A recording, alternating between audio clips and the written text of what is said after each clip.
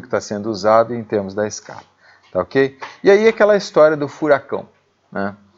Por que que os furacões giram no sentido anti-horário no hemisfério norte, como está sendo mostrado aqui, tá vendo? Sentido anti-horário, e horário no hemisfério sul, certo? Tem a ver, deixa eu voltar aqui atrás, com o número de Rossby, tá? Com o número de Rossby. Tudo bem, mas a gente não precisa daquelas equações todas para explicar. Na verdade, é uma situação tremendamente simples. Tá? Isso, historicamente, tem a ver com a força de Coriolis. Vocês viram força de Coriolis em laboratório de física 1, acho que é 1 mesmo. Aquele experimento que você pega a roda de bicicleta, senta num banquinho giratório, né? Se você colocar, virar, você começa o banquinho começa. É a conservação da quantidade de movimento, no caso rotacional. Então, as forças que estão envolvidas, chamadas forças de Coriolis, né? Essa força de Coriolis é uma das forças que entra aqui, ó, tá? Que é uma força de aceleração que você considera como força externa para poder escrever as suas equações num referencial não inercial, princípio de D'Alembert, ok? Bom, e o efeito, né, eu tenho certeza que vocês já viram, conservação da quantidade de movimento. E quem explicou isso foi justamente o Rossby, né? Ele era um meteorologista, na verdade, né? E ele estudou esses fenômenos atmosféricos de grande escala. Então ele pegou exatamente aquelas equações que vocês viram, fez a dimensionalização e falou, olha, se for não, um corpo girante e tal, né, vai aparecer esse número dimensional aqui, e eu vou estudar agora o que acontece quando as coisas têm as dimensões que a Terra tem.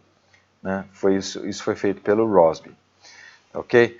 Tudo que vocês precisam saber, eu acho que até cursinho a gente vê, cursinho que eu digo ensino médio, né? É isso aqui, a história da roda da carroça, né? Tudo que você, não vai precisar da equação de Navier-Stokes, nada. Você só precisa saber isso que eu vou falar agora. Que eu sei que vocês sabem, mas estou só garantindo, né? Então, quando a carroça gira, uma roda gira, né, aquele ponto externo ali tem uma certa velocidade, né, que resulta dessa rotação ômega aqui. O que é importante saber é o seguinte, que se eu pegar pontos diferentes aqui nesse raio, eles vão ter velocidades diferentes, correto? Na verdade, existe um perfil de velocidades aqui, triangular, né? E essa velocidade, então, vai aumentando, velocidade translacional, todos têm a mesma velocidade de rotação, mas a velocidade translacional varia, né, proporcionalmente ao raio, correto? Então, acabou. Toda a teoria que vocês precisam para entender furacão, acabei de mostrar para vocês. Certo? Vamos embora? Não. Vai lá. O que acontece num planeta? É a mesma coisa, né? Só que, digamos, é uma roda tridimensional. Se você está no Equador, ou se você está numa certa latitude, todos têm a mesma rotação, 24 horas, 360 graus por dia, por 24 horas. Tá? Porém, se você está no Equador, como você está a uma distância maior do eixo de rotação, você tem uma velocidade maior do que se você estiver numa latitude alta aqui, por exemplo. Correto? É a mesma coisa da roda da carroça, apenas não é plano, né? É tridimensional, certo? Pronto, acabou. Não, estou brincando. Então, como eu estou dizendo, a velocidade tangencial é máxima no Equador, tá? E vai decrescendo em relação, conforme você vai aumentando a latitude. Exatamente por isso, né, que a gente lança foguete onde? Próximo do Equador, né? Por quê? Porque para você entrar em órbita, você precisa exceder a velocidade de escape, chamada velocidade de escape, e se você partir do Equador, você já está numa velocidade mais alta, né? Então agora, inclusive, né, tem esqueci o nome do projeto, tem uma plataforma, né, porque é difícil você ter, que eu tenho um mapa na próxima slide, mas assim, o Brasil, por exemplo, tem uma base de Alcântara, que é praticamente em cima do Equador. Os franceses lançam aqui na Guiana. Né? Por que eles lançam aqui na Guiana? Porque está próximo do Equador. Quem não tem terreno, né, território próximo do Equador, faz, por exemplo, num navio flutuante, que os americanos estão fazendo agora. Tá? E eu coloquei aqui dois desenhos em quadrinho do Tantan. E tem também do Júlio Verne, aquele livro Da Terra à Lua, do Júlio Verne, é super interessante, porque ele, sabe aquele que é um canhão, né? Que eles entram numa bala e dispara para a Lua e tal, é super legal. Agora, assim, é muito interessante porque naquela época ele descreve, inventa, ele tudo inventado, né? Se você é americano e quer lançar foguete, você vai lançar onde? Nos estados mais ao sul que você tiver. Os estados mais ao sul, Flórida e Texas. Né? Então, no livro do Júlio Verne, Da Terra à Lua, ele descreve uma disputa, né, entre o estado do Texas e o estado da Flórida para sediar o canhão que vai lançar, né, dentro da história dele lá, né, o projétil para a Lua. Tá? E o curioso é que exatamente isso, né, Cabo Canaveral é na Flórida e o controle onde é?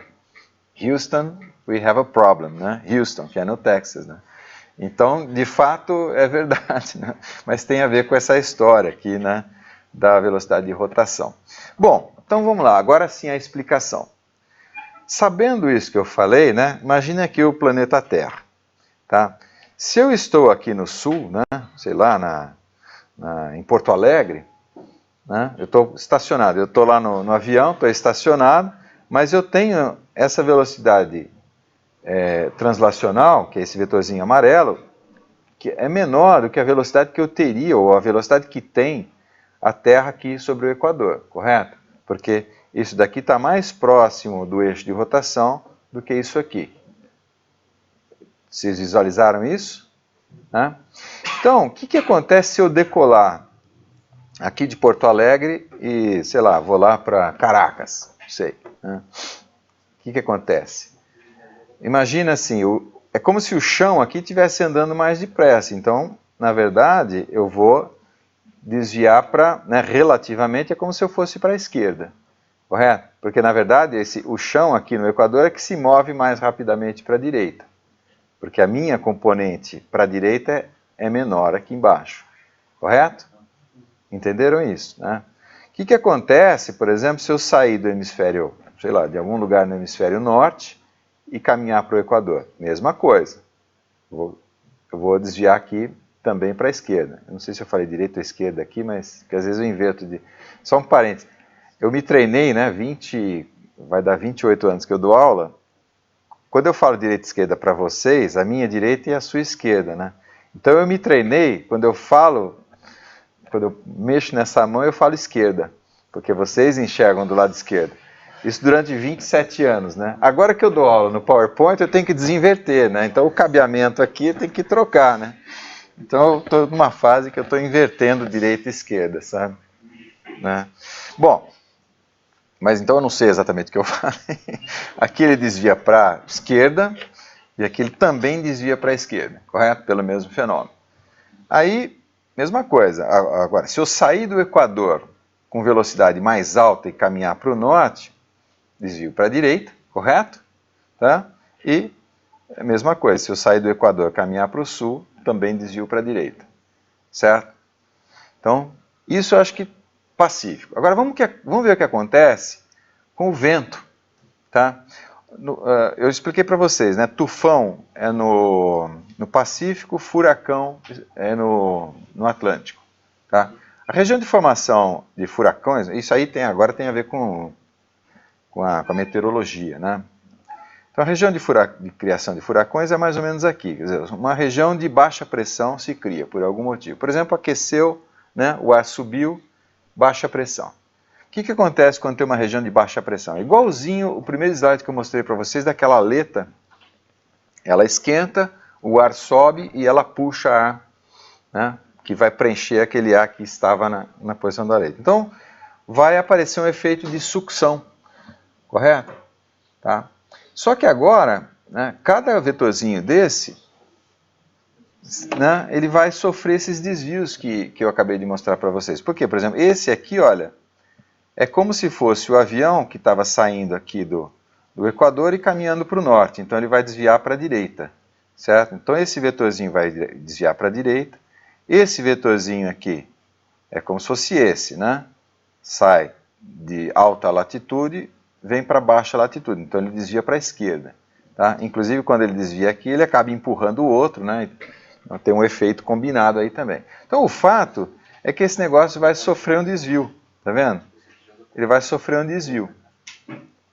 Tá? E esse negócio aqui, então, vai acabar girando, certo?